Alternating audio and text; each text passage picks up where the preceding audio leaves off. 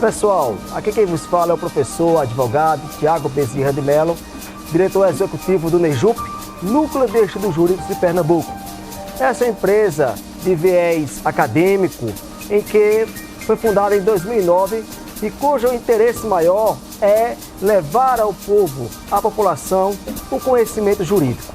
Então, pessoal, vem comigo para participarmos do nosso primeiro programa, primeiro episódio do NEJUP por Tiago Bezerra de Melo.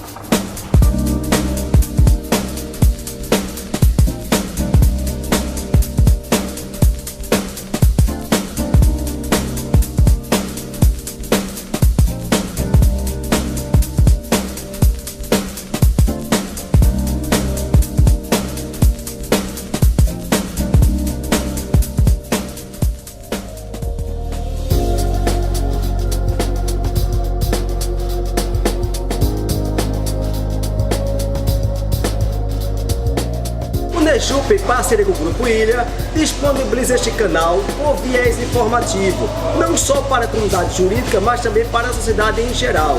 E desta forma, estamos aqui com o anfitrião da casa, o empresário Bill. Bill, o que é que você está achando, você está acreditando nessa nossa parceria? Bem, Tiago, eu acho uma parceria muito legal, o NEJUP, em parceria com o Grupo Ilha, não só para a sociedade jurídica ter a informação, mas também para a sociedade civil ter essas informações e poderem procurar seus direitos, tá certo? Então eu acho muito importante, Tiago. Verdade, Bill. E o interessante é que o programa NEJUP por Tiago Bezerra de Melo, ela tem esse viés, ele tem esse viés informativo para que as pessoas possam conhecer melhor dos seus direitos. Acredita-se então que o direito precisa ser traduzido da melhor forma possível para que as pessoas possam compreender melhor o cenário em que se encontram. Dessa forma, agradecemos de todo o nosso coração, Deus, pela essa nossa parceria. Agradeço você, Tiago Bezerra de Melo, e é muito importante. Um forte abraço, pessoal. Muito bom. Ilha Camarões, um espaço amplo e privilegiado em Boa Viagem, com excelente atendimento para reunir amigos e saborear os melhores camarões e frutos do mar do Recife. Ilha Camarões, navegantes com Antônio Falcão.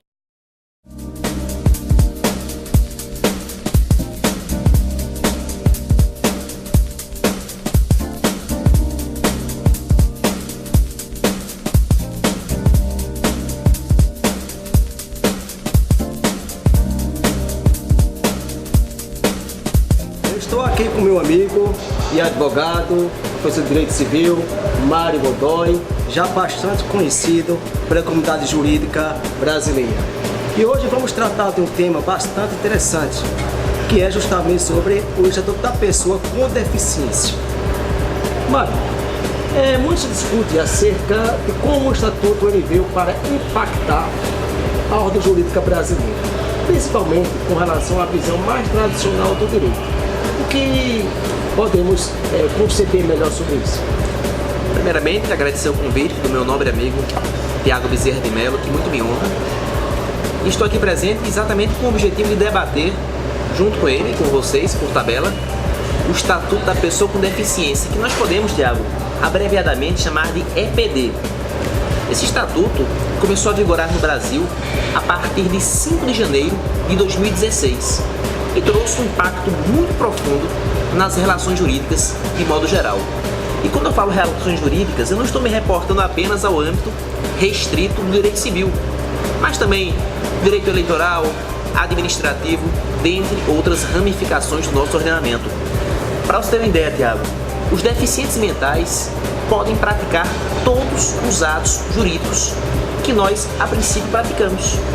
Os deficientes mentais, eles podem firmar contratos, eles podem convolar casamento, podem firmar testamento, podem, inclusive, se candidatar a mandatos eletivos. Nós podemos, já nessa eleição, fazermos nosso primeiro prefeito, nosso primeiro vereador deficiente mental, o que é muito importante. Interessante. Professor Mário, então quer dizer que aquele estudo da incapacidade absoluta, né? Como é que fica isso agora nesse novo cenário, com o novo estatuto?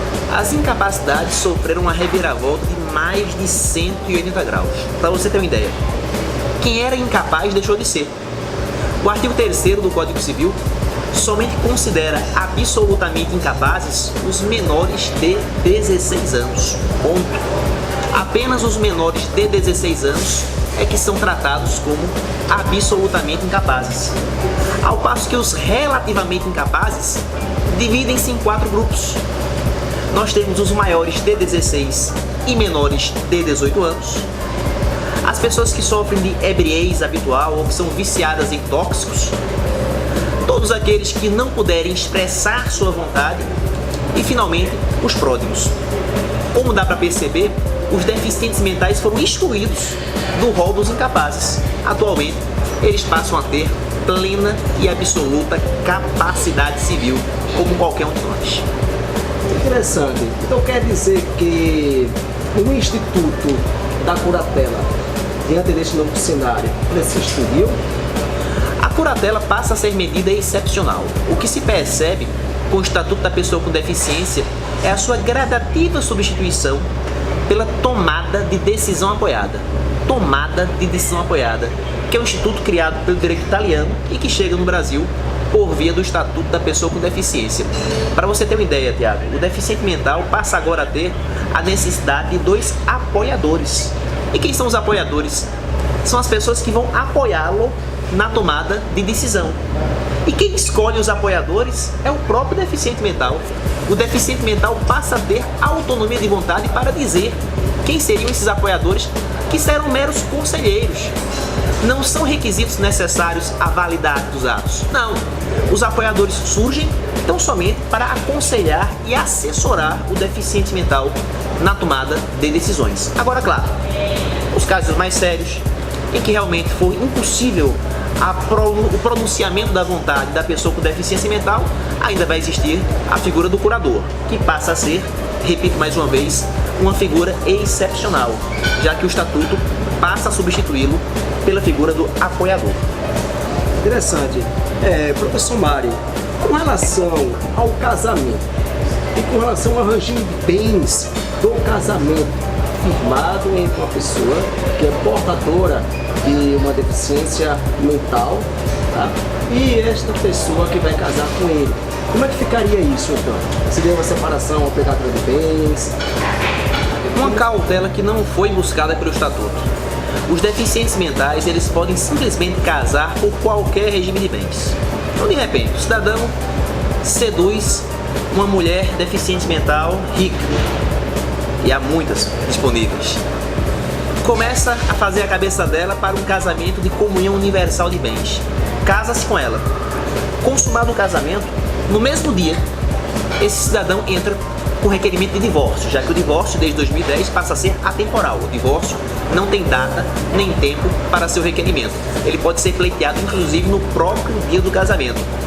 De sorte que, se esse casamento se consumar por comunhão universal de bens, e a pessoa que se casou com o deficiente ou com a deficiente mental entrar com requerimento de divórcio, sendo o casamento pela comunhão universal, ele já vai ter direito a 50% do patrimônio da pessoa deficiente. E aí fica o alerta: será que o Estatuto protegeu o deficiente mental nesse ponto de vista? Entendo que não. Entendo que ele vai sair perdendo.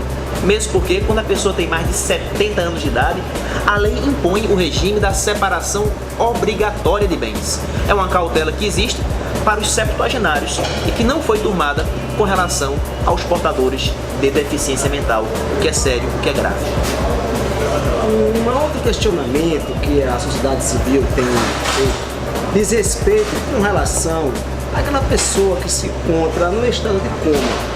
Como então o Estatuto da Pessoa com Deficiência ela vem a tutelar esta pessoa nessa situação que se encontra?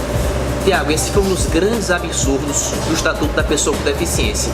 Simplesmente, a pessoa em coma, que antes era considerada absolutamente incapaz, passa a ser enquadrada no rol dos relativamente incapazes.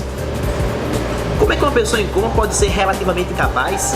Relativamente incapaz, qualquer estudante de direito sabe disso. Assina seus contratos assistido. Ou seja, é necessário que se colete a assinatura do relativamente incapaz e do seu assistente. E simplesmente esse estatuto alocou a pessoa em coma como relativamente incapaz. Eu já participei de 3 congressos promovidos aqui em Recife sobre o assunto e em um deles, um advogado me fez uma sugestão: professor, então pega o polegar da pessoa em coma, imprime lá na tinta e conduz a impressão do documento. Uma loucura completa. Uma pessoa em coma simplesmente ela não pode pronunciar sua vontade e o estatuto a coloca como se fosse relativamente incapaz. Nesse caso temos um verdadeiro absurdo jurídico. É como se a lei quisesse transformar o preto no cor-de-rosa. Então, na sua opinião, o Estatuto da Pessoa com Deficiência, ela se adequa à realidade socio-jurídica brasileira? Não se adequa. Eu defendo veementemente que esse estatuto merece ser revogado.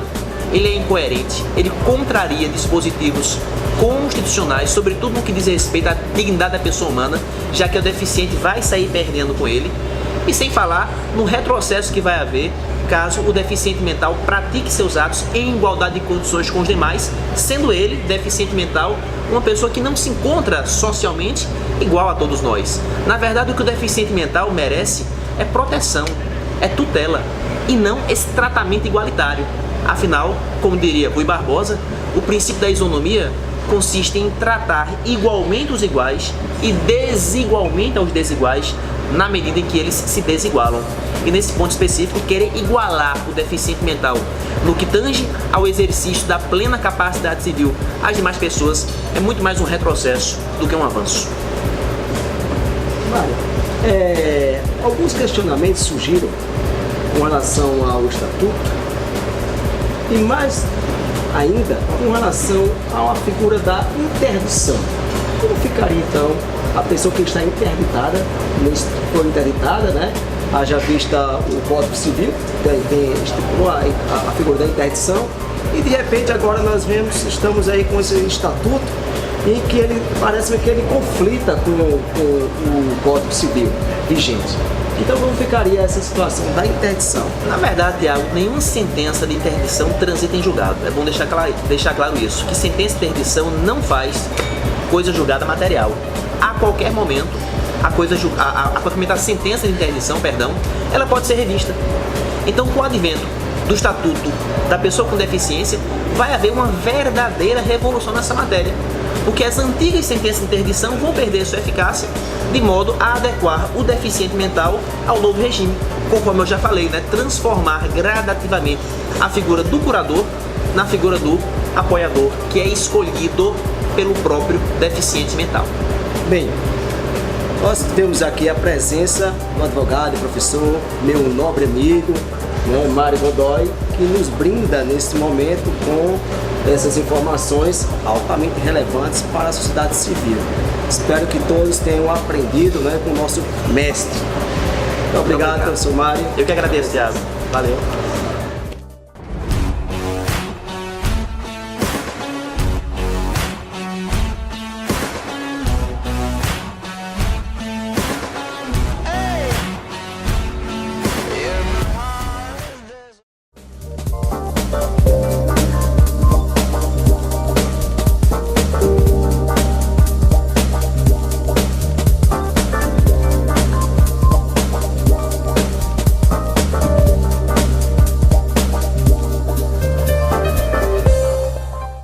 Olá pessoal, estamos tratando aqui neste bloco de um assunto assim extraordinário, que é a linguagem do vestuário jurídico.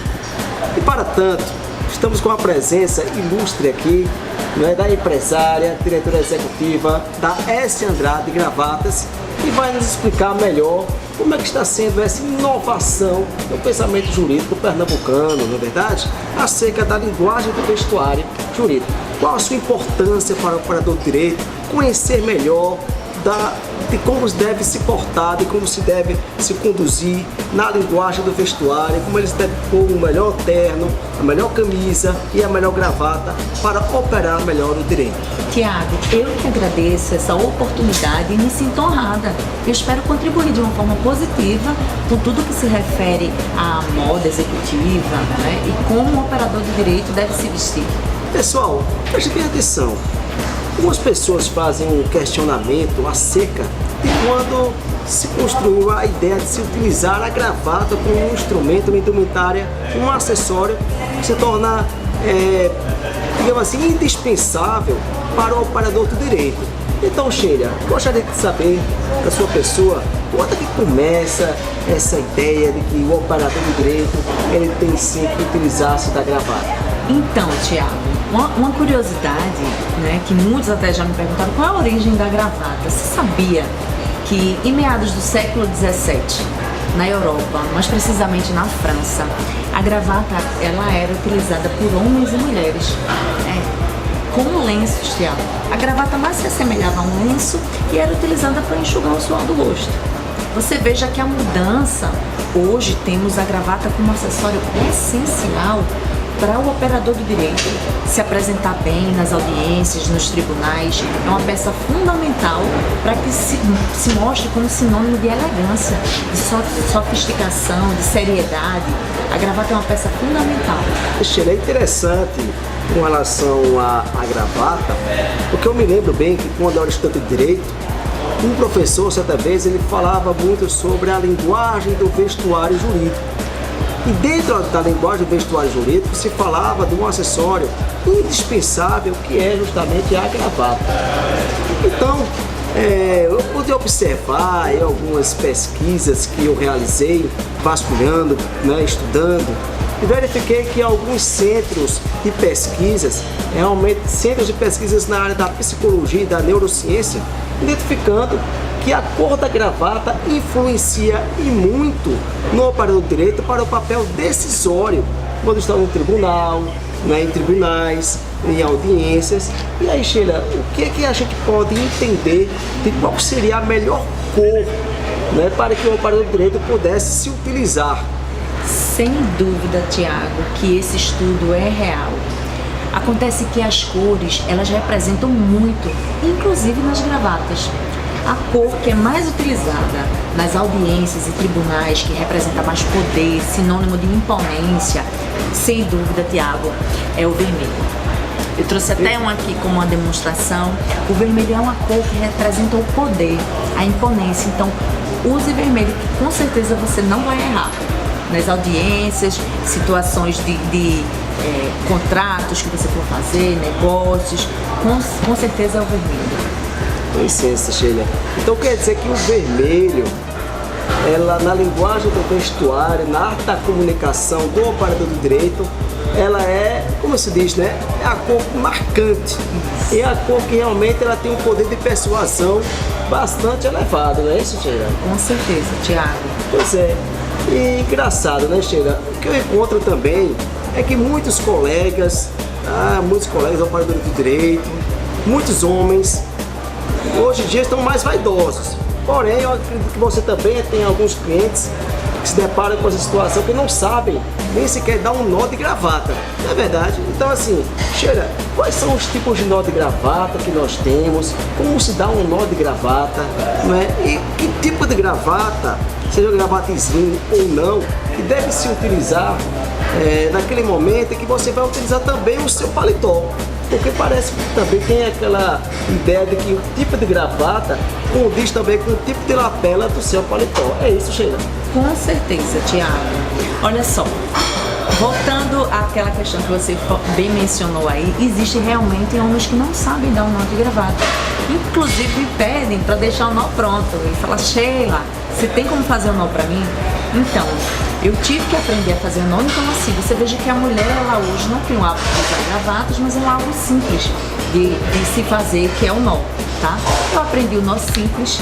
Existe também o nó pequeno, que é mais apropriado para gravata, uma textura mais grossa, certo? O colarinho mais fechado. Eu tenho o nó Windsor, que é aquele nó mais encorpado, chamado também de inglês, certo? O semi-Windsor, ele já é para aquele homem mais discreto, que não gosta mais muito de se expor. Então é uma mistura do Windsor com um nó duplo simples, tá? Existe o nó duplo simples, é aquele que você vai usar uma gravata com a textura mais fina, certo? Ele vai ter um acabamento em dobro e é mais utilizado para uma camisa com colarinho italiano, entendeu? Eu, Tiago, nessa parte de vestimenta, que eu também trabalho com a parte de camisaria, A camisa colarinho italiano, ela requer, por ela ser mais aberta, ela requer uma gravata mais encorpada, um nó mais robusto, tá? E quanto mais o colarinho fechado, a gravata pode ser mais slim, certo? Voltando à questão do terno.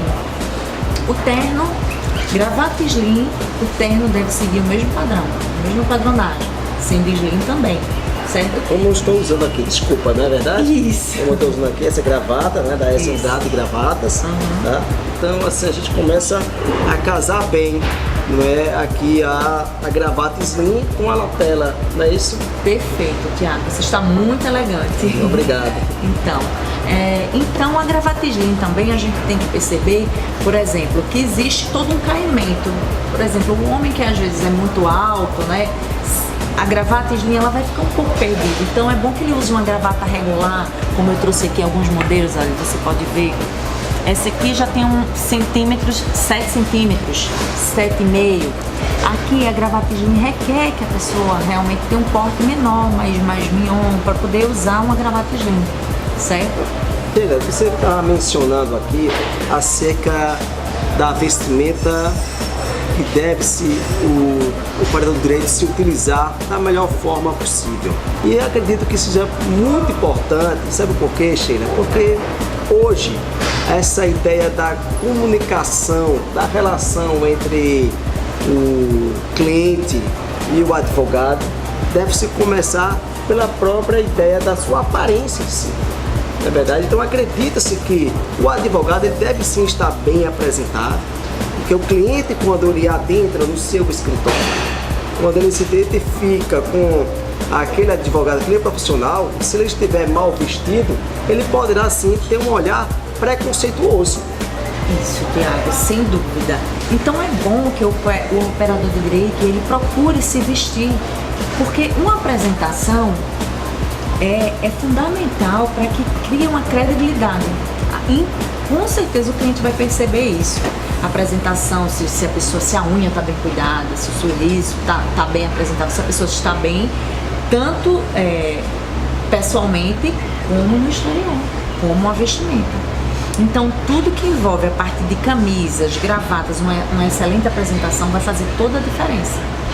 Interessante, né? Certo. Então, estamos observando, pessoal, que a linguagem do vestuário jurídico é muito importante para que nós venhamos a ter ciência de como devemos nos comportar enquanto operador do direito. E para tanto, eu queria perguntar aqui a Sheila, como a S Andrade Gravatas, ela tem procurado, na realidade, digamos assim, não é melhorar em si, mas incentivar, na realidade, as pessoas, o operador do direito, de como ele deve se comportar, utilizando da melhor forma essa consultoria jurídica, da moda jurídica, melhor dizendo.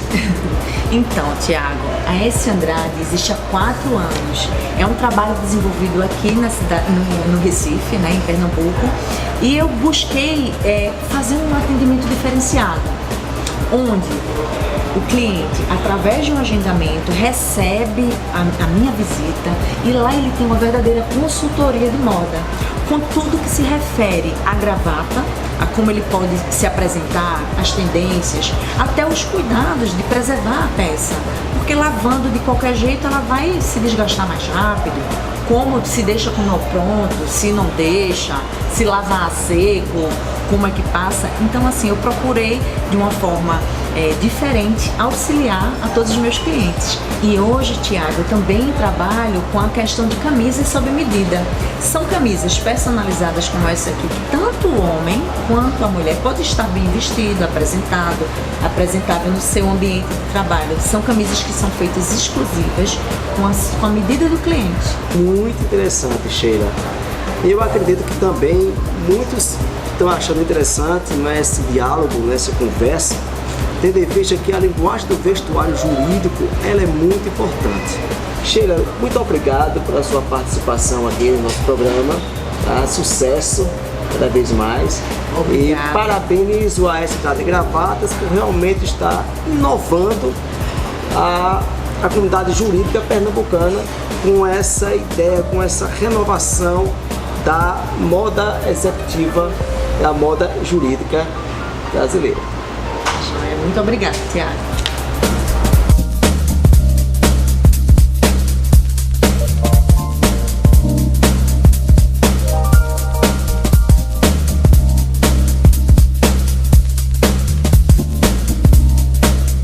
Bem, pessoal, chegamos ao término do nosso primeiro programa Nejup por Tiago Bezerra de Melo. Espero que vocês tenham aprendido bastante com as informações que foram trazidas pelos nossos convidados. Esperando vocês em o nosso próximo programa. Um forte abraço e até lá, pessoal!